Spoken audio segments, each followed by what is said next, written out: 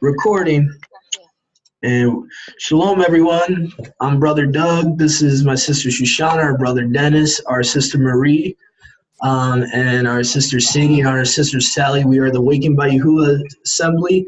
We're going to be playing an intro worship song that was written and sung by our sister Shoshana before we get started today. So here we go. It's called Are You Teachable?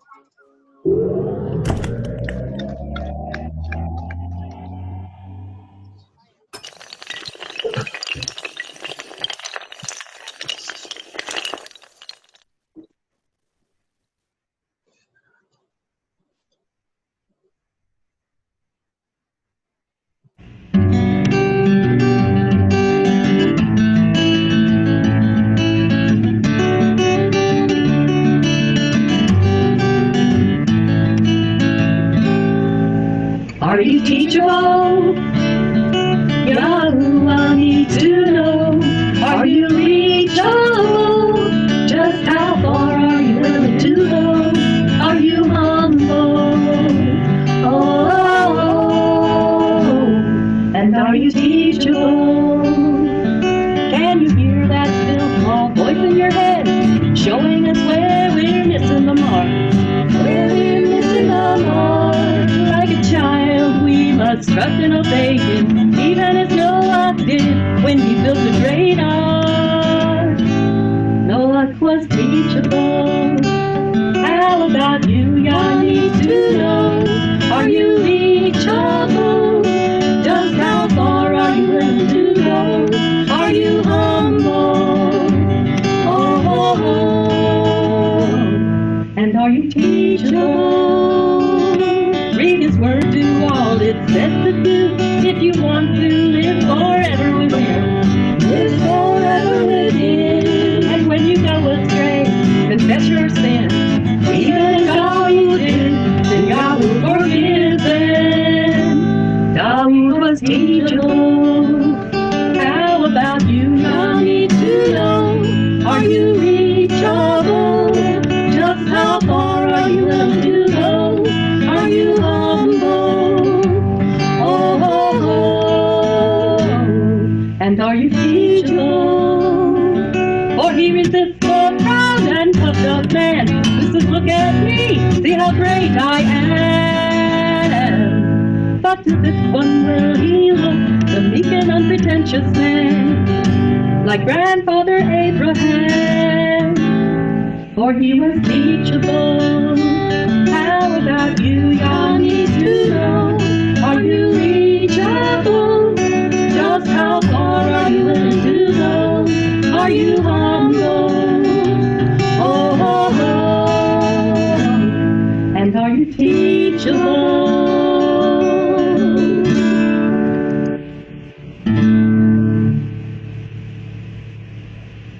All right. Perfect song for today. So let me just fix something real quick. I know there's like music in the background right now. Sorry about that. There we go. Sorry about that, guys. So we're live right now. We're recording. That was Sister Shoshana's song, Are You Teachable? If you like her music and you want to use it for worship, for worshiping Yahuwah in spirit and truth, please contact one of us. And if you would ever want to work with her, you know, she has a lot of music that's written for bands and stuff. You know, please contact her. But anyway, so I want to transition that to our study today. It was a perfect song that she brought up to me. I have choir music also. Oh, nice. Yeah, choir and band. Choir and band. So you heard it straight from her. So anyone that's interested that are musicians in Yahuwah and Yahusha, just reach out to us. All right, so we're going to now transition to the study here.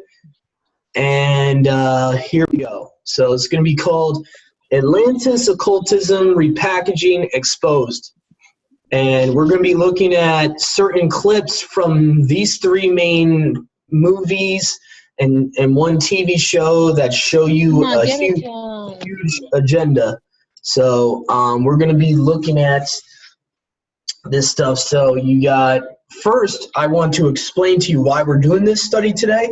I have some notes I wrote down for myself for this intro. So basically, this idea of the Atlantean utopia has been preached to you. You've been brainwashed with this idea that we need this utopian world peace society, and it's not going to end up the way you think it's going to.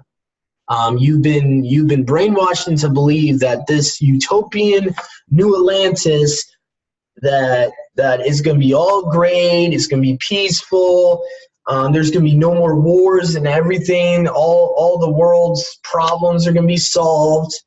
So I'm just going to put something, and I'm going to put this out there. You guys should really rethink this. And this is what this study is about, is to show you the truth of what the NWO utopia is really going to be all about. So we're first going to go to a clip that my sister Shoshana shared with me. So we're going to first go with that. And let's see here. So let me go to the playlist we have here. First, let's see here. We got Stargate Atlantis, meeting the Ancients. So let me just make sure that the shared screen is actually doing that correctly. Okay, so here we go.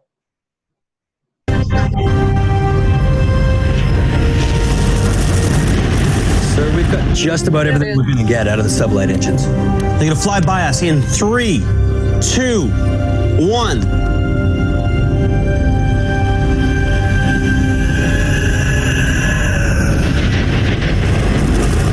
Interesting.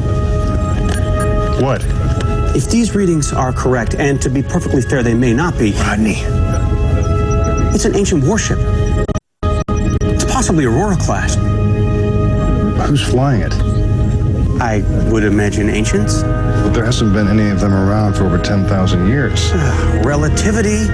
Look, remember, for them, only a handful of years have passed. Those ships have hyperdrives? Well, maybe their hyperdrive was damaged in the battle with the Wraith. It happens with us all the time. I mean, maybe it conked out on the way, and they were forced to continue it as close to light speed as possible. That would explain how they got a million light years away from Pegasus without having to leave a million years ago. You know their subspace drive specs better than I do, Doctor, but I'm not sure an Aurora-class ship has the power to do what you're suggesting. Well, maybe they have a ZPM. That would be worth finding out. Okay, we need to send them a message before they get out of range, and we have to jump ahead.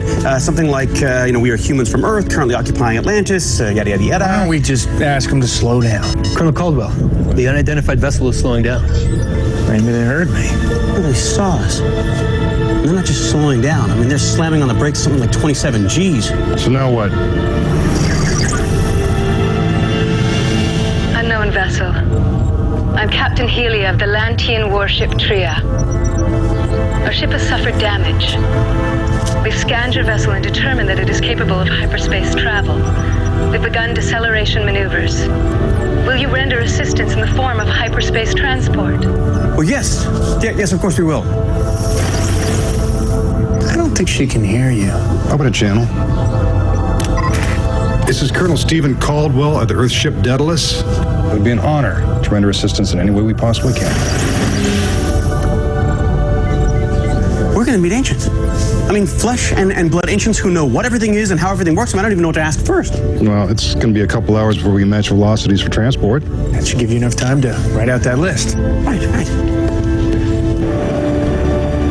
They were battle-scarred and already well on their way to Earth when their hyperdrive finally gave out on them. They decided it was best to continue forward than go back. And how many survivors? Just over 100.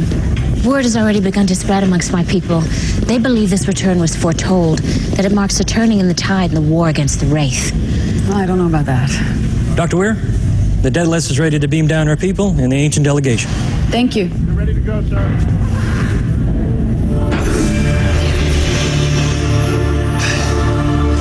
Dr. Weir, Ronan Taylor, this is Helia, captain of the ancient ship Tria. It's an honor to meet you. Thank you.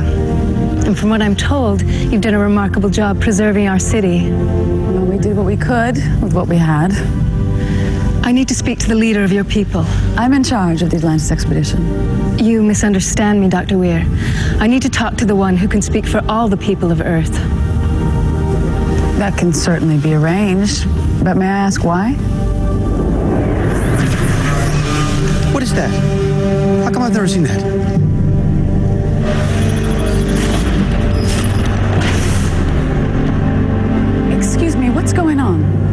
for all that you've done, Dr. Weir, but your guardianship of this city is no longer necessary. The city is now under my control.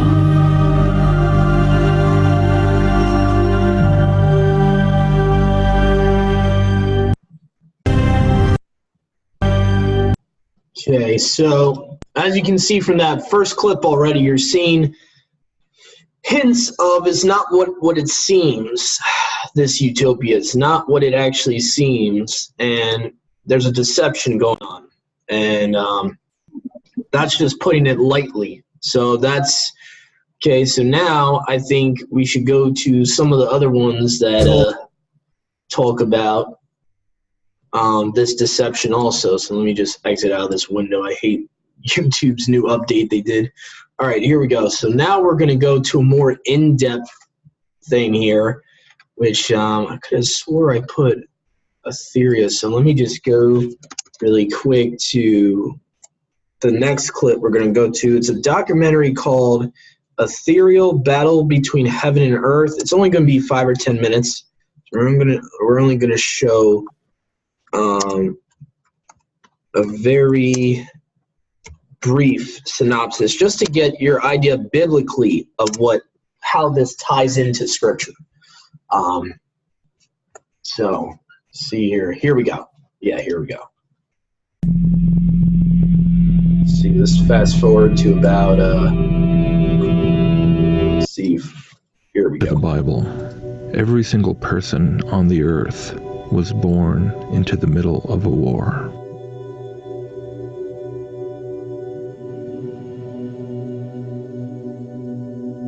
This war is one that cannot typically be seen with the naked eye.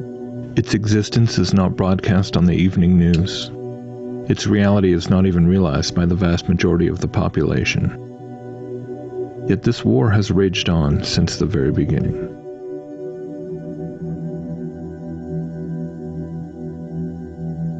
The first shot fired in this war had a devastating effect, when the serpent entered the garden and tempted the first man and woman to disobey God, falling into sin, and then death entered the world.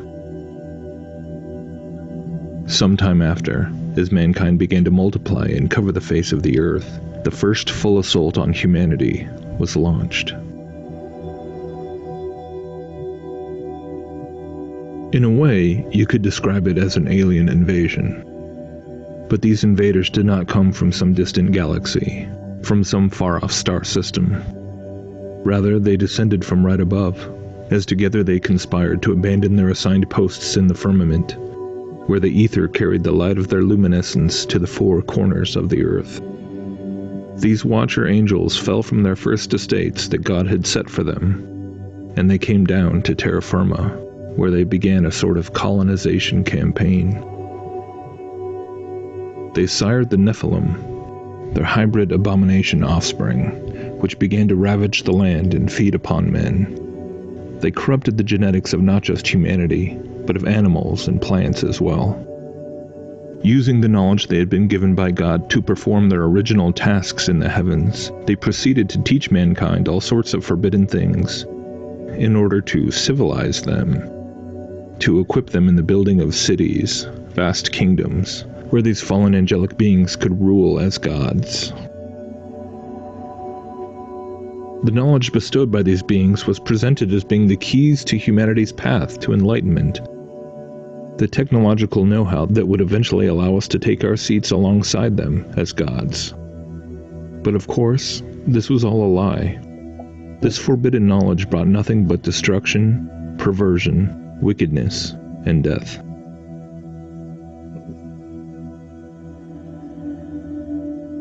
God, the Creator, finally became so grieved by the immensity of the wickedness on the earth and the corruption of his creation that he decided to wipe it all out and begin again, sparing one single family and the animals which God brought to ride out the waters with them. When the waters receded, the world had been cleansed from the evil that had almost wiped out humanity from the face of the earth. The great empires of the Watchers had been erased, their monuments and citadels shattered by earthquakes and buried by oceans.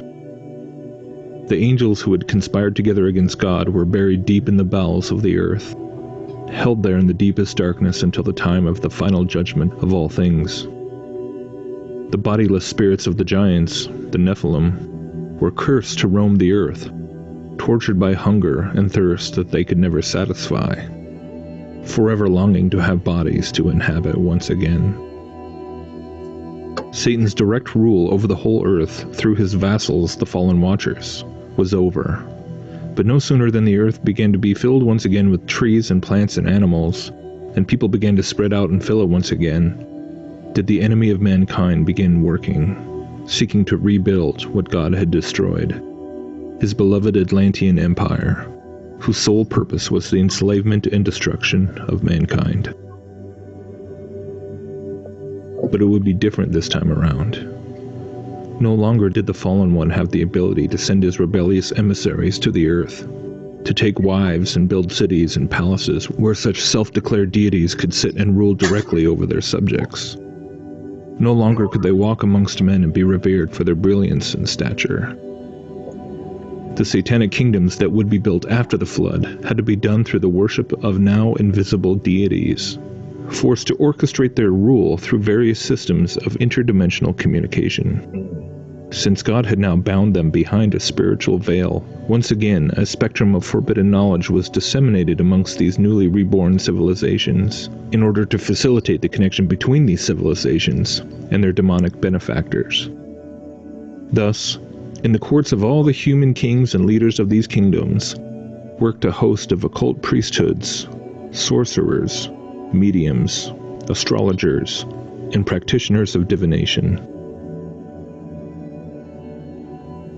The subjects of these pagan kingdoms would demonstrate their fealty to their false, fallen, invisible gods by sacrificing to idols, building them temples, having orgies and revelries and bacchanalia. The rebellion against God resumed in earnest after the flood, from the first failed attempt by Nimrod to build a tower into the heavens and storm the throne of God, through all the following kingdoms which were founded after the scattering from Babel.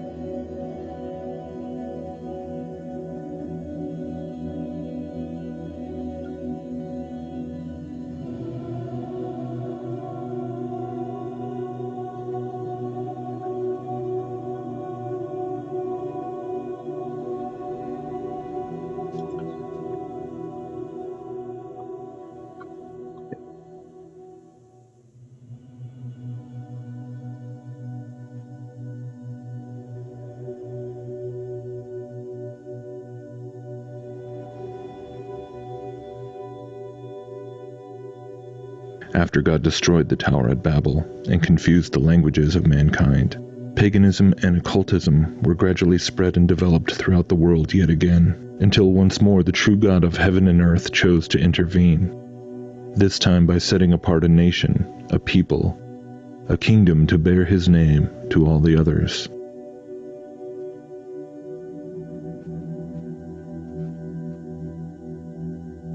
From Abraham, Isaac, and Jacob down through Moses, Aaron, and Joshua, judges like Samson and Gideon. So you get the idea here. So that was from Ethereal Battle for Heaven and Earth. That was about the 5-minute mark to 11-minute mark. Gives you what Atlantis was, biblically speaking. It was this hostile kingdom of the Watchers that forced, or just, you could even say, somewhat beguiled and deceived mankind into worshiping them as deities. That's why in Psalms 82, Yahuwah says, you are sons of the Most High. You are quote-unquote lowercase gods. And so he's rebuking fallen angels in Psalms 82, and a lot of people don't see it. They interpret it to be, mankind, but this is what was happening during the days of Jared. This Atlantean Empire was nothing more than Azazel, Godriel, whatever you want to call him, Satan's empire. It was his Atlantean empire, and this is what the elite, the NWO, are brainwashing the masses, whoever's watching this and still believes that it's going to be a perfect utopian world that the Illuminati is promising you. No, it's going to be slavery. It's going to be slavery to their anointed one, their one that will take the place of Azazel. That this false Messiah is going to basically be the vessel for Azazel, Satan, to get worship through the world. And that's their ultimate goal. One world religion, one world order, just like the Tower of Babel. But before the Tower of Babel, you had Atlantis, where these watchers had men worship them. They copulated with women, Genesis 6, so on and so forth. So I just wanted to give you a foundation, a basis for what we're going to expose about this today, and the importance of understanding what Atlantis was. And just like King Solomon says in Ecclesiastes chapter 1, verse, I believe it's verse 9, it says, whatever has been is what shall be. Whatever has, there's nothing new under the sun. So, I mean, this stuff is coming back. And I have another clip that will add to this foundation by another researcher, another Christian researcher that's came to the same conclusion that this guy has and I have of what Atlantis was. And so this is going to be Age of Deceit 2, Alchemy and the Rise of the Image of the Beast. This is done by a Christian YouTuber called Face Like the Sun. So we're just going to play about like the first 10 minutes of this. Also, we're not going to play the whole thing. This will give you kind of a foundation. Let me just... The church. I believe God is bringing a great awakening, but I believe that he is raising up young men who are strong in trust in the providence of God to be able to wade through the hell that's going to break loose on us. We're going to actually start at the 3-minute mark here, where this alchemist guy is going to be exposing himself to you, and he's going to be telling you what these Gnostics, Luciferians, and what they believe, who they believe to be the creator, which is a goddess, Mother Earth, and he's going to reveal to you some of this agenda, which goes with today's expose. So pay close attention what this guy's about to say, because he's about to tell you a lot. Important to us.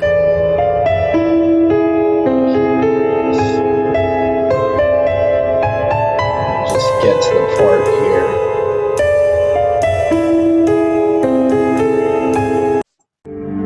Here we go. Now I'm going to get into the great tree of knowledge and the wisdom that has been denied us by someone who does not want us to have this knowledge. Who this someone is, I don't know. I wish I did.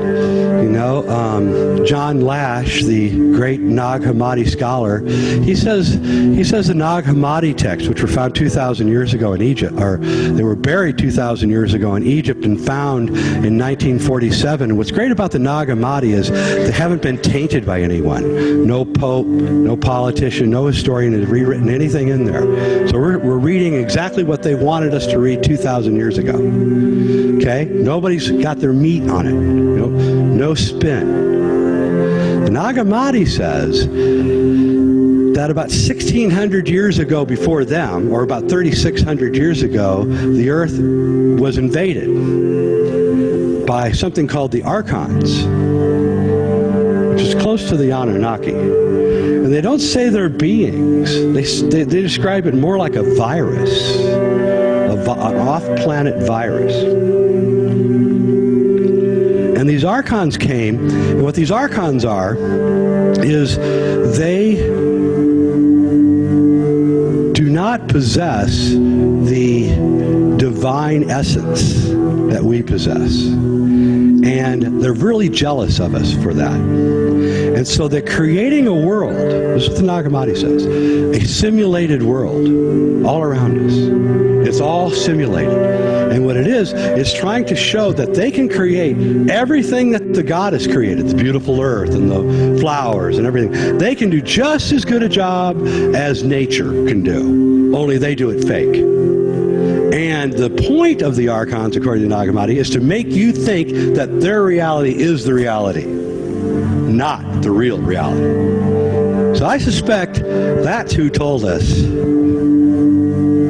we can't have the fruit of the tree of knowledge. Because once you understand what is going on here, you can free yourself of the Archons. And I believe the Archons are here. And I believe they're everywhere. And I think they are a virus. Atlantis, Mu, Arcadia, the Holy Grail, the Philosopher's Stone. They all share a similar fable of something lost sought to be regained. According to the ancient mystery religions, the Garden of Eden was not a physical location on Earth, but quite literally a spiritual dimension synonymous to the heavens above. Moreover, it was believed that the sacred stone responsible for the mysterious qualities to mind and matter also came from this enigmatic point in time and space. In Celtic mythology, an immortal named Arthur of Camelot will one day return at some future time from the Isle of Avalon. Avalon in Welsh means apple, giving rise to the false notion that the fruit from the forbidden tree of knowledge, which God forbid Adam and Eve to eat, was in fact an apple. In Greek mythology, Apollo is known as the god of knowledge and light, wisdom and divination, music and medicine, and even prophecy. In the Hellenistic period, he became known as the Titan, god of the sun. His twin sister Artemis was known as Selene, or the moon goddess. The book of Acts mentions what the city of Ephesus believed to be the origin of Artemis. Quote, "And when the town clerk had quieted the crowd, he said, 'Men of Ephesus, who is there who does not know that the city of the Ephesians is temple keeper of the great Artemis and of the sacred stone that fell from the sky?'" So basically, what this guy just read from Acts chapter 19, verse 35 here, and that's showing Artemis is another name for Diana, the great Diana, aka Wonder Woman. Okay, so a lot of these superheroes go back to Nimrod and his wife/mother in the Greek religion. She would have been his sister, which I find interesting. So they kind of recycle the fables and stuff like that. But basically what it's showing here is that all these ancient cultures, they all have a familiar tale. This Atlantis is supposedly where all the mystery schools want to go back to, because they want this false utopia, and they are deceiving the masses to accept this utopia, this occult utopia where, you know, supposedly everything was great and it was peaceful and you had technological advancement. And we're gonna touch on that right now with one of these clips. Actually, one of the last clips we have here for the Atlantis portion. We're gonna go to the Aquaman video here. Okay, so Aquaman's gonna give you even more history hidden in plain sight in that movie. So let me go to the Atlantis New Age playlist I have here. Okay, so all right, so now we're going to go to the history of Atlantis. Sorry, I'm tongue-tied here. The history of Atlantis and the lost trident of Atlan, according to the Aquaman 2018. I think it might have been 2019. Maybe this came out. So here we go. I'm from the surface. No one's going to take me seriously. Okay, I don't even know where to begin. By winning the hearts and minds of the people, by proving to them that you're worthy, and retrieving this.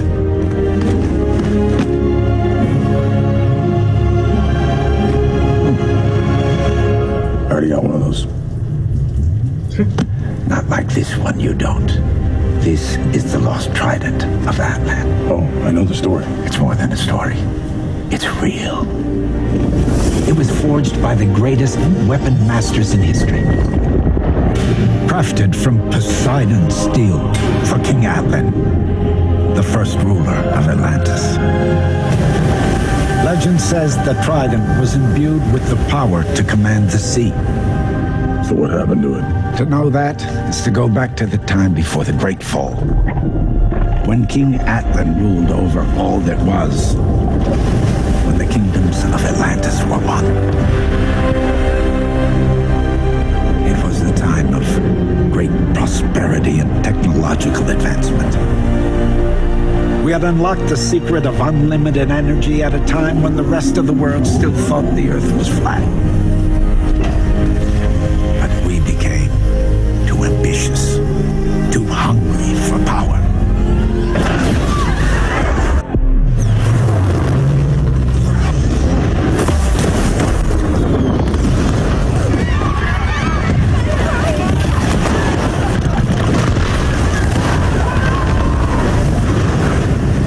The ocean swallowed us, and Atlantis sank.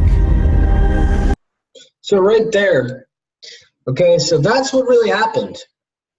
But of course they put a twist to it. Okay, they say that supposedly it sank because of the technology they were searching after. Actually, what happened was Yahuwah saw the wickedness of man and saw that if he didn't send a flood, his whole creation would have been done.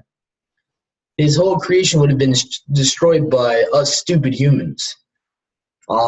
So in actuality, they put a little twist to it, of course. Of course, they put a little twist to it.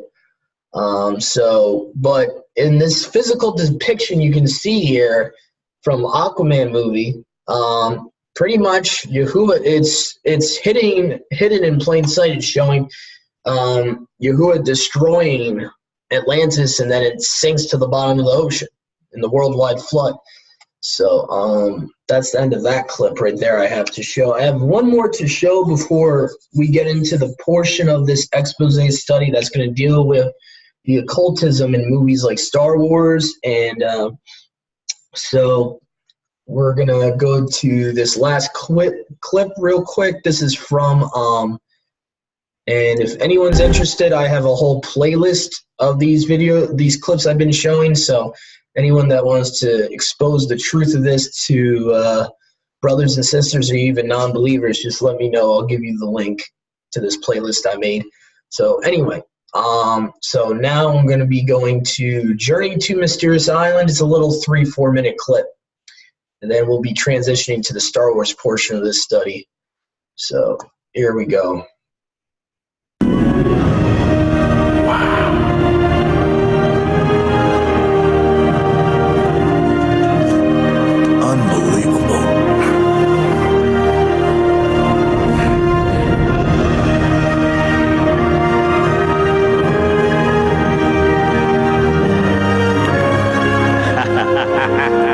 You like Grandma now?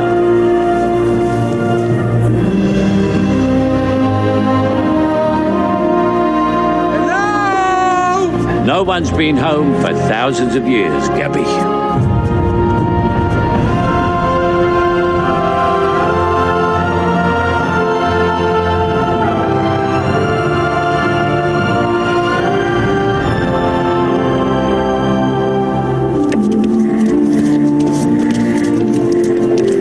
Can anybody guess what all this is?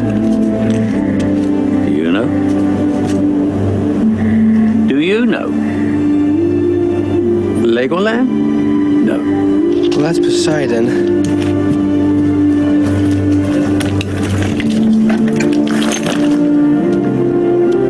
Can you move this? Yeah. All right. The reason I wanted to pause it right here is to get a decent look on what this guy is standing on. Okay, he's standing on the face of Poseidon that is in between two pillars, which probably has a Masonic connotation. Eventually, probably Masonry took this idea of Joaquin and Boaz. And then you have the right at the top there, you got the Eye of Horus pyramid right at the top, right above his head. Okay, on this structure that is engraved as a seal into the ground. It kind of reminds me of like our brother Tobiah mentioned in another meme we had. We were talking about these underground churches in Ethiopia and a lot of the engraven imagery.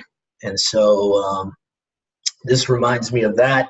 But as you can see here, it says a graven image of Poseidon ingrained into basically the plane that this guy is standing on. The ground that he's standing on has like an engraven image of Poseidon with the Eye of Horus, the two pillars. And for anyone that doesn't know, where we get the devil's pitchfork from is actually from Poseidon. So my theory, I can't prove this, but my theory is who we know as Azazel in the Book of Enoch, aka Hermes, aka Thoth. In Egyptian lore, I believe this is the same guy, and why they would have why Atlantis mythology seems to around Poseidon, and so Poseidon is supposed to be the patron deity of Atlantis. So anyway, let me get back to here. For some reason, the video is acting a little stupid right now. It's not.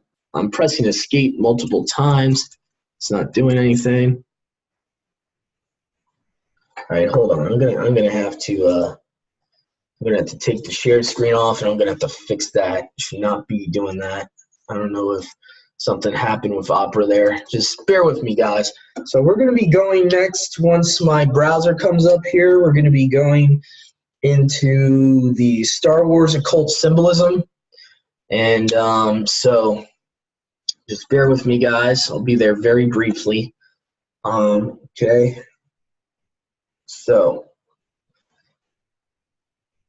let's see here. Yeah, something happened with the internet where it just totally just glitched for some stupid reason. All right, so here we go. Now we're going to be going to a video called Understand the Religion of Star Wars and Exposing Its Cult Symbolism. Okay. And after that, we have just two or three short little clips, and then we'll end the first recording, and then we're going to be doing the part 2 that dives into scriptures, why things that are being promoted about Atlantis and about the cult symbolism in Star Wars, why it's evil and it's something we need to stay away from, and why Yahuwah warns us, about these things, about witchcraft and stuff like that. So we're going to get to those scriptures in the part 2 of this study. So, all right, here we go. So understand the religion of Star Wars and exposing its occult symbolism. Here we go. Astro projected himself while in a yoga elevating. All right, here we go. Let me just fast forward to old stories, be new, and relate to younger people. That's what the whole point was. Yeah, let me see here. People love to say that they don't believe in the Bible because it is a tool for control. I mean, I'm going to start it right here. There we go. Some of their beliefs through their movies. What if many of them were Satanists or believed heavily in witchcraft, or they practiced Kabbalah or Gnosticism? What if they believed in these things and wanted to spread their beliefs to the masses? Do you think it is possible for them to spread their beliefs through their content, labeled as strictly entertainment? If you don't think that that is possible, then you are being deceived, and you may want to reconsider exactly how you view and interact with this world. Because this is exactly what they do. And the best way to illustrate this is using the second highest grossing film franchise worldwide, second only to the Marvel Cinema franchise collectively. But the franchise of Star Wars is a great example to use, because while people think it is simply a science fictional space opera that is about adventure and war between an authoritarian empire and rebel forces, or maybe just a fight between good and evil, light against the dark, only a few actually realize that Star Wars is actually a very religious movie. In reality, it is about religion first, and then the adventure and war second. But all the action and conflict distract the unsuspecting viewer from this reality. In over 4 decades, this franchise has had massive influence over a wide range of people, multiple generations of viewers, while they are pushing esoteric views and occult beliefs to the masses under the guise of entertainment. And after the most recent movie, The Rise of Skywalker, was just released, which was highly religious and esoteric and massively centered around the occult, it's time that this is all exposed. So we are going to discuss the religion of Star Wars and the esoteric occult views that has been spread over the decades. Let's begin. So please understand, a person could choose what they want to believe and in what God they choose to serve. That is not my decision to make for anyone. The God I serve, the God of the Bible, the God of Abraham, Isaac, and Jacob, does not force anyone to believe in him, and he will not push his views in a manipulative way. If you have ever thought that he has tried this, you should understand that he was not being represented, though people may have been falsely teaching in his name. He does not want fake worship, and he does not use tricks or deception. But Satan does. And that is why we need to discuss this, because all of what we are going to discuss comes from his doctrines. He just doesn't tell people, hey, I want you to practice and believe in occult principles. No, that's not what he does. What he does is introduce you to his different ways of thinking, his esoteric knowledge that when practiced and believed in will bring you closer to him and move you further away from our Creator. But it's very subtle. So, like I was saying, the movie Star Wars is a religious film. It's hard to recognize this at first glance during the films, because between all the mentioning of the religious aspects, we are entrenched in the battle, which is the war between the rebels and the different empires, like the First Order. They make you think that this is about a war between good and evil, but it's actually quite deeper than that. So let's discuss the religious aspects. The first thing we will discuss is the Force. The premise behind Star Wars revolves around mysteriously hidden energy referred to as the Force. This metaphysical energy is tapped into by those trained in the arts of white or black magic, since one could harness the good energy of the light side or the evil energy of the dark side. In Episode 4, A New Hope, we hear Obi-Wan Kenobi describe it as, "And the Force is what gives the Jedi his power. It's an energy field created by all living things. It surrounds us and penetrates us. It binds the galaxy together." He said it is an energy field created by all living things. And because most of the general public is not initiated into the occult, much of this language and understanding can be just brushed aside as being inconsequential. Now, I am in no way initiated into the occult, so for me, many things are hidden from me as well. But I have done enough surface level research to understand their agendas and their principles of wickedness. The Force is simply a rehashing of the pagan belief in an impersonal, universal version of God as a cosmic consciousness. George Lucas said, I put the Force into the movies in order to try to awaken a certain kind of spirituality in young people. More a belief in God than a belief in any particular, religious system. You see, he wanted to find a path for everyone to walk that satisfied all religious beliefs. The Force of Star Wars is merely an admiration for the ancient days when pagan beliefs dominated the world. Like George Lucas said, I wanted to try to explain in a different way the religions that have already existed. You're creating a new myth. Well, I'm telling an old myth in a new way. The myths of old were the stories that were told that centered around the pagan gods from the ancient days of Mesopotamia, Egypt, Greece, Rome, and other nations. And from those myths is where we get the mystery religions. It's the mythology that people like to link with the Bible and say that the Yeshua of the Bible is the Horus of Egypt or Tammuz of Mesopotamia.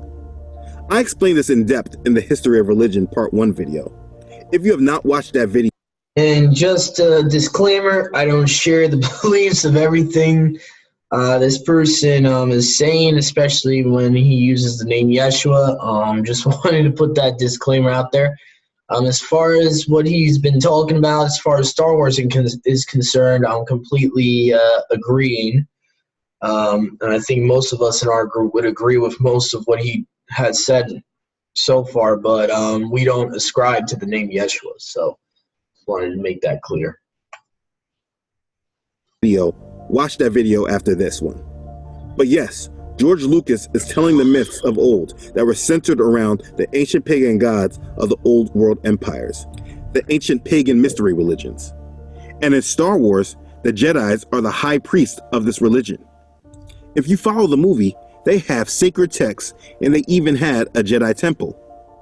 In the movie Rogue One, one of the main characters was a blind man named Chirrut Imwe.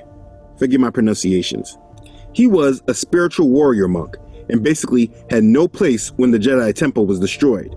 During his part in the movie, he would consistently repeat, I'm one with the Force is with me. I'm one with the Force is with me. I am one with the Force, and the Force is one with me. You see, the thing is that the Force is not properly explained in full application with real life, so people just think it's some made-up thing. But belief in the Force is a belief that is held onto by witches, warlocks, Kabbalists, and those who engage in the occult. There have been many occultists who have written about it, just not in the same words that Star Wars uses. Aleister Crowley, a very well-known Satanist and occultist of his day, who was at one time labeled the most wickedest man on earth. In his writings, he speaks of his attempts to create a new universal religion in which the practices of Buddhism and Hinduism are combined with Western esotericism, witchcraft, and ceremonial magic in order for the practitioner to find God on his own while destroying Christianity in the process. This is known as the system of Thelema, of which Aleister was the founder of.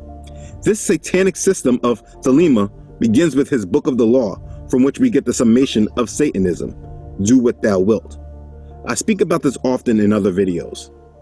According to Wikipedia, Thelema is a social or spiritual philosophy derived from Western esotericism. While Thelema is most often regarded as a religion, a new religious movement, and contemporary mystery religion in particular, it is also often called a philosophy, religious philosophy, spiritual philosophy, or religious matrix. Thelema has also occasionally been described as an esoteric, ethical, ideological, magical, mystical, occultic, or paranormal social system or schema of beliefs or concepts. Thelema, as a worldview, may have meaningful implications for how its adherents view, relate to, and act with regard to culture, ethics, historiography, history, metaphysics, politics, psychology, psychospirituality, and society, including sociocultural or socio-political systems. And this is what the religion of the Jedis is. That's what the belief in the power of the Force is. It is an esoterical New Age religion, and the reason that it's being presented is twofold. Their goal is the destruction of Christianity and the advent of a new global religion. The Force is actually demonic powers manifesting in the physical realm. When you say, "May the Force be with you," you might as well be saying, "May Satan be with you." What George Lucas is presenting in his films is a way of spreading the one world religion in which the narrative is that all religions are borrowing from the same stories, just told in a different way. He says this himself. When the film came out, almost every single religion took Star Wars and used it as an example of their religion.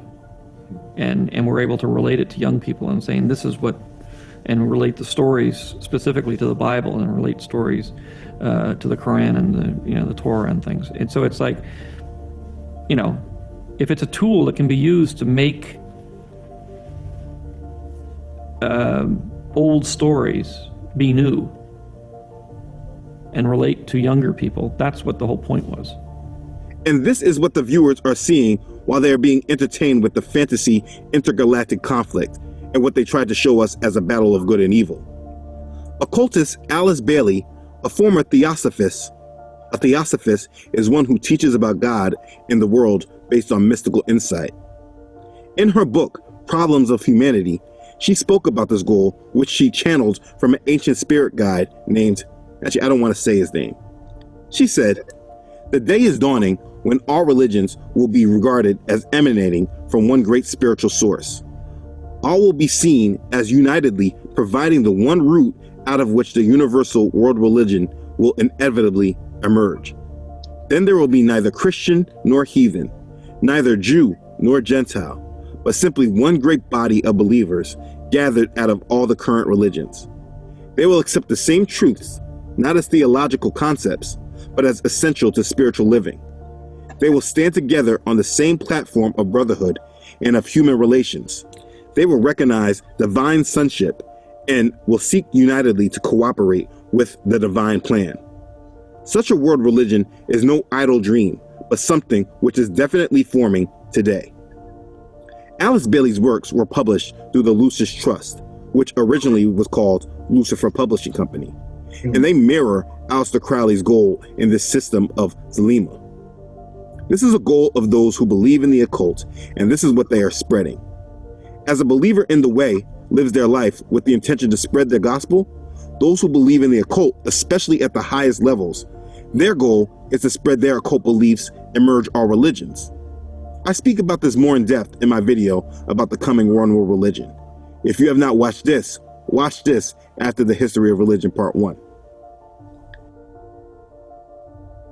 Star Wars is presenting a new age religion that is completely surrounded by the occult. If you follow all 10 of the movies with this thought in mind, it is easy to see how they are pushing new age occult beliefs as a way of harmless thinking that can lead people to enlightenment. And that is the religious aspect of the Force. The occult magician believes that they can make the universe reflect their inner thought through rituals and other practices, similar to Luke's mastery of the Force. And that's one reason why his story was so prevalent within the series. It's very hard to get a full grasp of understanding on this subject because we are only talking about it at the surface. There are degrees in the occult, and the understanding only becomes fuller as you grow in the knowledge of their wicked beliefs, and I have no intention of going there. But there is enough understanding at the surface level that you can see that they are promoting a new age religion. And while they want to tie it in with all religions, the main opposition to this is the biblical teachings that come directly from the Bible. Now, you may find Bible teachers that try to incorporate the occult and mix these principles in, but that is not based on what the Bible truly says. And that's why they want to see the end of the way, what is now more commonly labeled as Christianity. And when they make films like Star Wars, they are promoting these mindsets to you with different names centered around fictional events, but their religious beliefs are all tied into it. They are tricking the uninitiated into accepting a new religion. And that's why these movies are so well known and heavily marketed. Star Wars has been a movement, and the more you identify with the movie, the more you identify with the occult beliefs. The movie is filled with hidden symbolism and occult practices. Like in the promotion of the movie, when they were marketing The Force Awakens, they were pushing out the one-eye symbolism consistently on their posters, telling you that Satan is involved in this movie. Or in the movie itself, how through their deep focus and being one with the Force, they were able to speak with the old Jedi Masters of the past and be guided by them. This is called necromancy, and it is an occult practice. According to the Britannica, necromancy is a communication with the dead, usually in order to obtain insight into the future, or to accomplish some otherwise impossible task. Such activity was current in ancient times among the Assyrians, Babylonians, Egyptians, Greeks, Romans, and Etruscans. It's a form of black magic. Or think about how they are able to move things with their minds, which is called telekinesis, another form of black magic. Again, they were bringing pagan rituals and black magic to the masses and making it seem normal.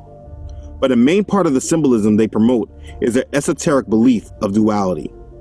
Now, I do not claim to be an expert in this subject because I am not an occultist or a former one, but I do not think you need to understand the subject deeply to see what they are doing. And after I explain this, I will explain the main twist that a majority probably do not realize about the movie and why they even made the prequels part 1 through 3. In Star Wars, there is a light and dark side of the Force. Now, to the unsuspecting that has no knowledge of the occult, they would see this as just a struggle between good and evil. The light is good and the dark is evil. But that is not actually what the movie is presenting. That is what our conscious minds are interpreting. But our subconscious minds are being filled with a much more sinister idea. The light and dark concepts of duality is arguably the main takeaway of the Star Wars films.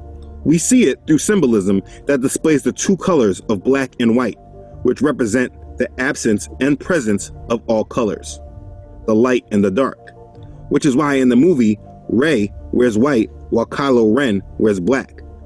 This is the type of symbolism you will see often.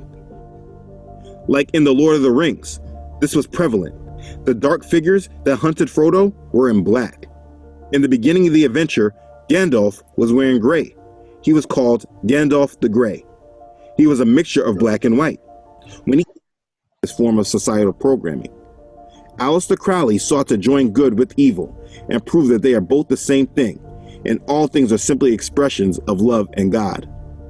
In his Book of the Law, he writes, "Let there be no difference between any one thing and any other thing." So what you're seeing is not a tale of battling good versus evil, and that's why the prequels movies 1 through 3 were so important. In movie 1, The Phantom Menace, we are told of a prophecy. There is constant talk about bringing balance to the Force. You refer to the prophecy of the one who will bring balance to the Force. You believe it's this boy? The plot in Star Wars is not intended to obliterate evil, but rather to bring it into balance with the light. The light and dark sides of the Force are both still expressions of a universal energy, but are truly only the same thing. If destroying evil completely was the aim, it would not bring balance, since the light side would be the only one left in the... My sister Shoshana just messaged me a pretty interesting point I should have brought out. I guess I forgot to kind of bring out here was the part where you see this book here, the Book of the Law by Aleister Crowley. He takes the Masoretic text version of the Father's name here, puts it within this evil pentagram. Okay, so he's actually probably on purpose committing blasphemy, putting the Father's name, kind of stamping the Father's name on this wicked symbol that's on his Book of the Law. So just for anyone that was wondering, yeah, that's the modern Hebrew version of the Father's name right there, the Yod-Heh-Ueh right there on the left part of the star. So anyway. Starts on this side. It's on both sides. Okay. I saw that too, and I thought that was quite odd. But you know, the enemy is always been right there from the very beginning, trying to make man trip. Mm-hmm. Yep. So hear what he has to say about who Anakin really represents, even though Christians have thought Anakin's supposed to be the JC of Star Wars. Goal was to destroy evil or to destroy the dark side. Their goal was to bring balance to the Force and destroy the Sith. And they showed that there was a prophecy of a coming Jedi, a chosen one that will bring balance to the Force. And this chosen one was Anakin Skywalker. He is the chosen one. You must see it. And so the actual major revelation in these movies is who the true hero is.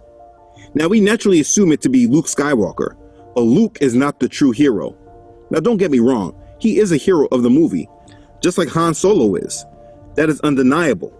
But Luke was really just a vessel to help the real hero fulfill his destiny. The true hero of the movie was Darth Vader, Anakin Skywalker. He is the anti-hero that proves to the audience that evil really is good and it can be joined in with the light. The original Jedis just misinterpreted the prophecies and understood them wrong. Anakin is called the Chosen One and is born through Immaculate Conception. Who was his father? There was no father. I carried him, I gave birth, I raised him. I can't explain what happened. Fans like to call him the Jesus of the Bible, but he's actually the moonchild of Aleister Crowley's description in his novel called Moonchild.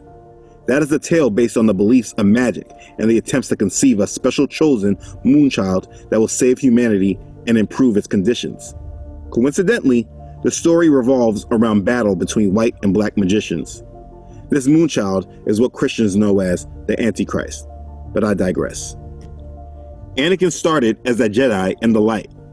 Being in the light did not allow him to have attachments, and so he went against the Jedi Order and got attachments.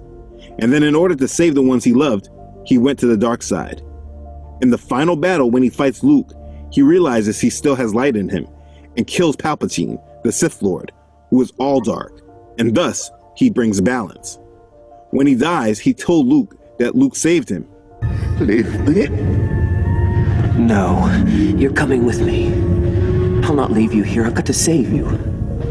You already have, Luke. You were right. You were right about me. They are showing us that the dark is the same as the light. We see Anakin becoming a practitioner of the dark side and become Darth Vader, but yet is still able to love and still have light in him. Luke constantly said this. There's light in him. I know it. I've accepted the truth that you were once Anakin Skywalker, my father. That name no longer has any meaning for me. It is the name of your true self you've only forgotten. I know there is good in you. The Emperor hasn't driven it from you fully. Anakin is the true hero given to our subconscious. He merged the light with the dark. He died with balance. And this is complete occult symbolism. This was done with the story of Rey and Kylo Ren as well. Rey was the light and Kylo was the dark, but they were able to come together to defeat the true enemy that wanted to control them. They would not have been able to defeat Palpatine without both.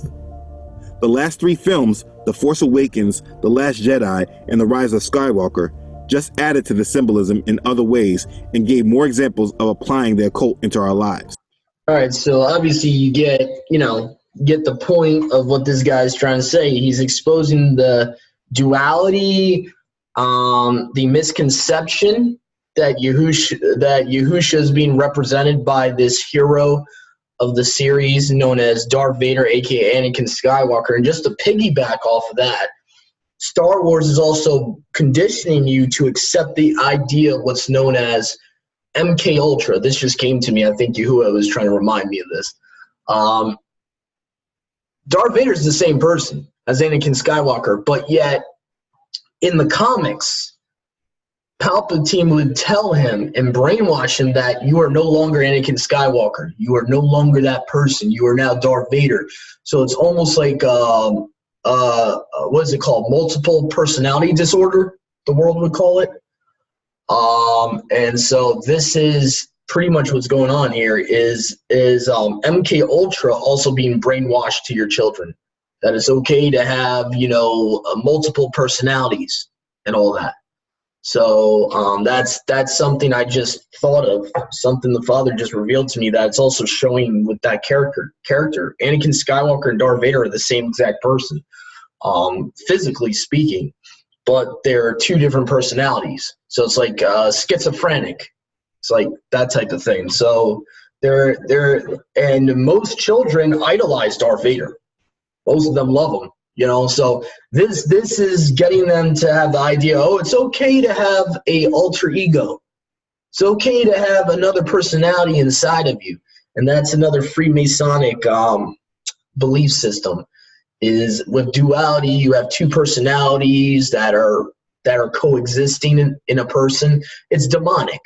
It's basically, MK Ultra is a whole nother topic for a whole nother day, but MK Ultra, to put it simply, is they would open their bodies up to be demonically possessed. So now there's a second person in their body. So, and that's what this movie series is also propagating, that it's okay, that it's normal to, be, that's what it's saying, and we know that's not true. Scripturally speaking, it's not true. It's evil. But they're promoting it like, it's okay, his alter ego is Darth Vader and his true person is Anakin Skywalker, and they coexist, the duality and everything. So I mean, there's a lot of heresy that's being promoted in these movies. That's why we're exposing this today. There's a lot of heresies. There's even a clip that I'm just being reminded of this, where Obi-Wan says he's more machine now than man, twisted and evil. Which they're telling you in plain sight. They're like, if you become a hybrid, that mechanical part of you could cause you to become evil. It says he's more machine. I'll find it real quick. More machine than man. It's like a 1-minute clip here. More machine than man. Here we go. This is from the original trilogy. This is Return of the Jedi here. So let's see here. Here we go. Top one.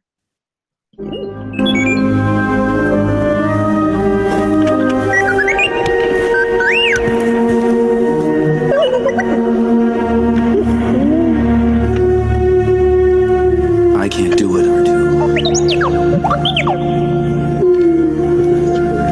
I can't go on alone. Yoda will always be with you. Obi-Wan.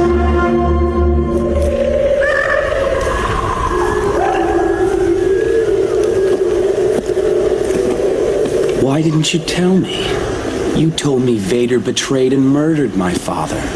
Your father was seduced by the dark side of the Force. He ceased to be Anakin Skywalker and became Darth Vader. When that happened, the good man who was your father was destroyed.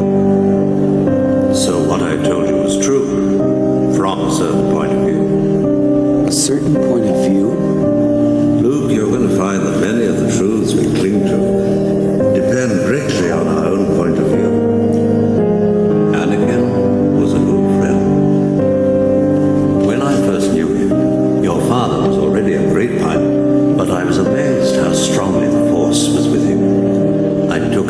myself to train him as a Jedi. I thought that I could instruct him just as well as Yoda. I was wrong. There is still good in him. He's more machine now than man, twisted and evil.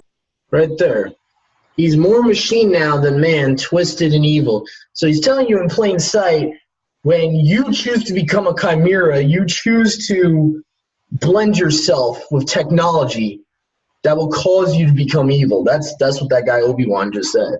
In so many words, he said, you know, he's more machine now than man, meaning he's no longer even a human being because of the enhancements, you know. He's majorly machine, which is evil, according to him. So, which I can kind of agree with, in my personal opinion.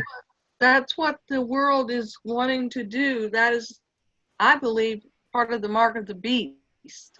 And once you take that machine part, once you do an interface with computer, for instance, on your brain, you're no longer human. Yeah. And if you're no longer human, you're not salvageable through Yahusha and Yahuwah. Yeah. That's major. Yeah. That is major. See here, so I'm going to just open this link. I just want to read this little article real quick that gives you some added info to where George Lucas got even the idea of this idea, basically, of the Jedi and the Sith and all that. So I'm going to go and open up my browser here. This article is called African Origin of the Jedi Order. Okay, so this is basically added info, little added ammo, you could even say, to show where he's getting this from. People think that George Lucas just made this stuff up. He didn't make this stuff up. There was an actual order of Jedi, which were pagan priests, you could say, in Egypt. And so we're going to show the connection here on the shared screen here. Okay, so anyone that wants this, I have this downloaded for free. Anyone that wants this document, I can give it to you. Just ask. So here we go. African Order of the Jedi Order. Most people think the Jedi Order of Star Wars was a fictional order created by George Lucas from his fertile imagination. Actually, Lucas based it on the Jedi, an ancient order of Egyptian priests, priestesses, warriors who wore hooded robes, carried a staff of power, and guarded the pharaoh. The secret techniques and knowledge of the Force taught these Egyptian Jedi were passed down from, what do you know? Atlantis by Tehuti, a.k.a. Thoth. And anyone that doesn't know who Thoth is, please check out our study. We actually did a whole expose on the Emerald Tablet of Thoth. So if you want to know more about that, we've actually did an expose as a group before. So Thoth, basically Azazel of the Book of Enoch. That's who Thoth is. And he's also known as Hermes in the Greek, Mercury in the Roman lore, who was one of the priest kings of Atlantis, who sailed to colonies in Egypt, Peru, and elsewhere before the sinking of Atlantis, or you could say the flood, as we said earlier in this study we did earlier. So basically, they're letting you know this is all connected to Atlantis, to the biblical flood, okay? But in order to ensure that it would not be misused again, quote unquote, yeah, okay. Again, the whole duality deception of misuse of the magic. Oh my goodness. It was kept secret and only revealed to select initiates, aka, what we know as Freemasonry now. Okay. Of Star Wars were not simply the figment of George Lucas's most fertile and provocative imagination. Those who have grown up coveting the powers of the Jedi will be pleased to learn that the Masters of the Force did indeed once exist, and you should not be pleased. This is coming from Thus Says Doug here. You should not be pleased that it goes back to paganism and that it's witchcraft. You should not be pleased. I'm pissed that I grew up watching this, to be honest. in my opinion, records of them survived in certain countries such as Egypt, Persia, where they were magician priests and guardians of powerful priest kings, similar to the Emperor of Star Wars, albeit without his predilection for the dark side. In ancient Egypt, the surviving histories reveal that the Jedi manifested as the Did Jedi, D in front of the Jedi, hence the name Jedi, which was a sect of priesthood and masters of the Force that protected the Pharaoh. And in Persia, they were Narts, guardians of the Holy Grail, called the Nartmung, and protectors of the enlightened priest kings who lived at least 1,000 years before King Arthur and his Knights of the Round Table. So there's even a connection in the Middle Ages with all this stuff and King Arthur and the Knights of the Round Table.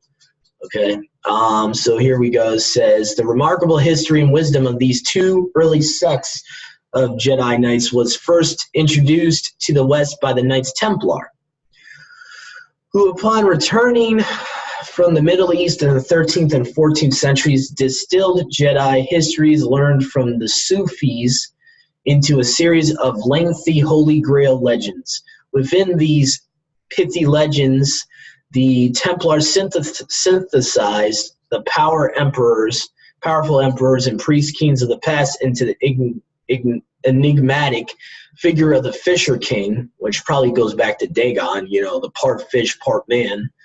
The resident of a Grail castle and the owner of various manifestations of the Holy Grail, his well-being and safekeeping of his castle's Holy Grail relics was given over to an order of the Knights of the Grail, who were a distillation of the early Jedi Knights from Egypt and Persia. But the Knights Templar let it be known that they were not just historians of the ancient masters of the Force, they were themselves a latter-day version of the Jedi Knights. This truth was boldly and authoritatively proclaimed in Parzival by Knight Wolfram von Eschenbach when he specifically referred to the Fisher King's Holy Grail Knights as Templars.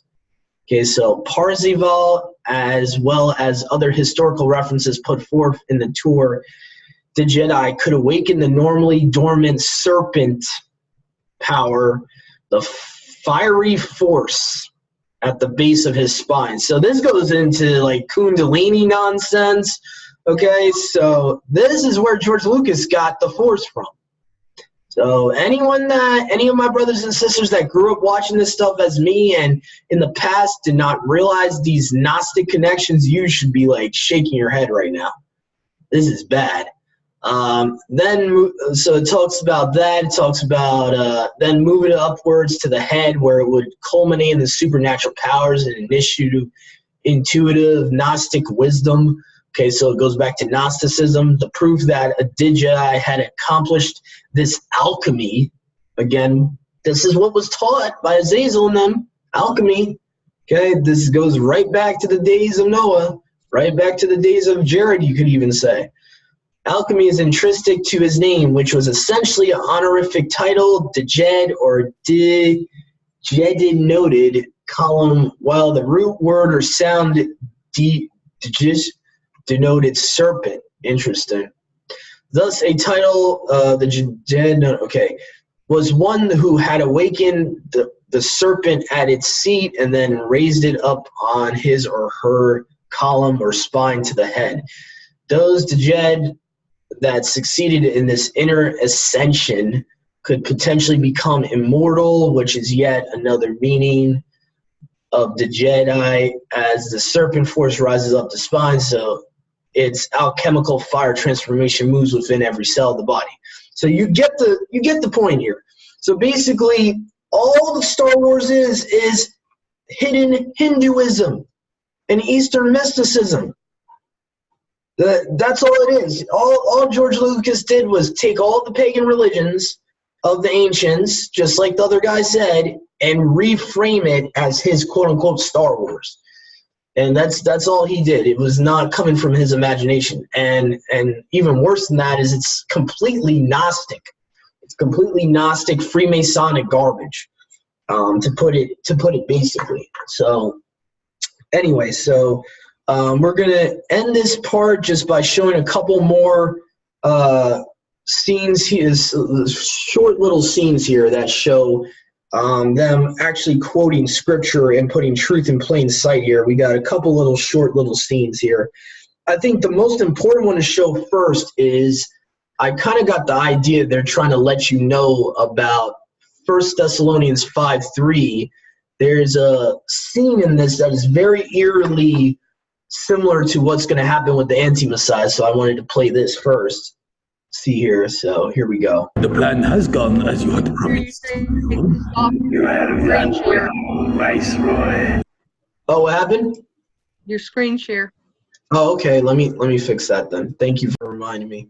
All right. When my new apprentice, Darth Vader, arrives, he will take care of you.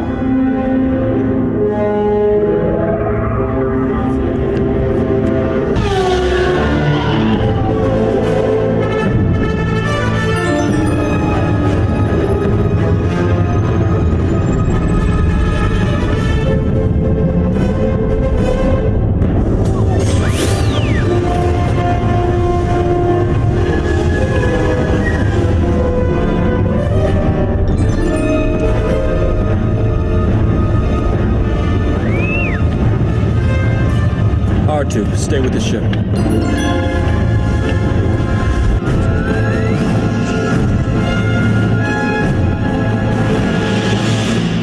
Welcome, Lord Vader. We've been expecting you.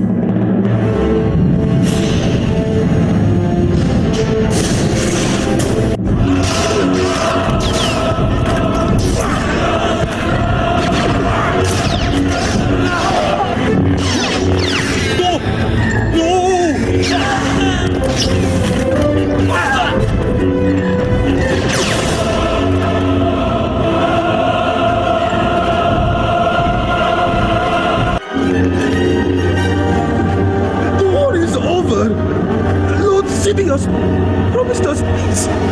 We only want.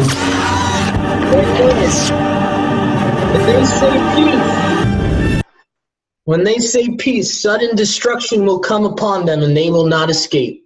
Boom. So right there, in a movie, they're telling you truth in plain sight right there, and that's probably one of the few things they actually will show that is true.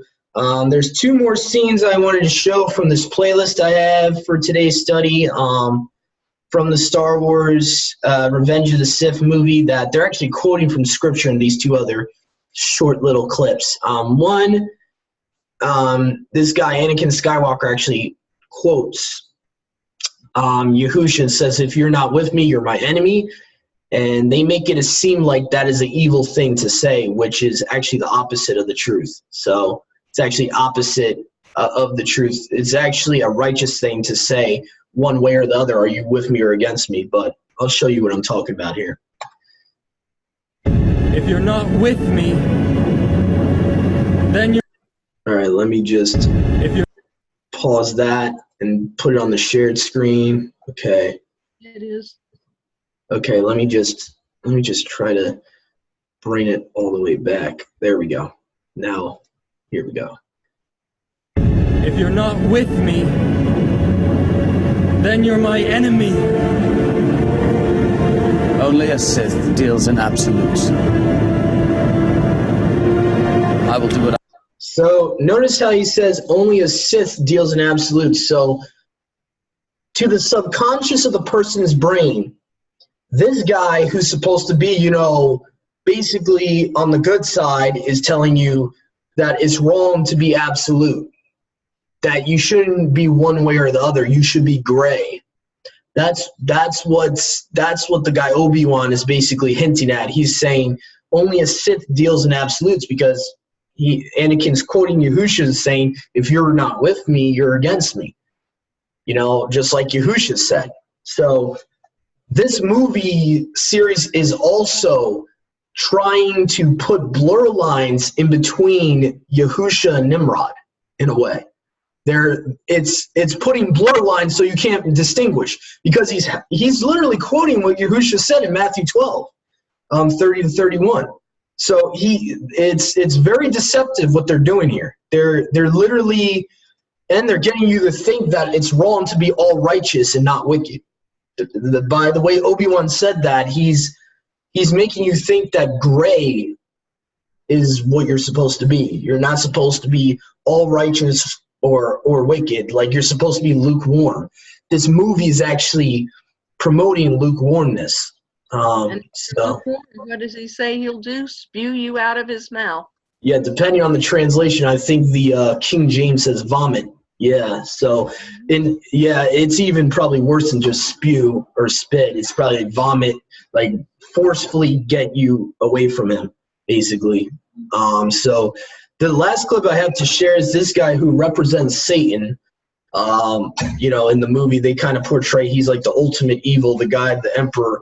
He snarlingly quotes the Pharisees from Matthew 27 right here.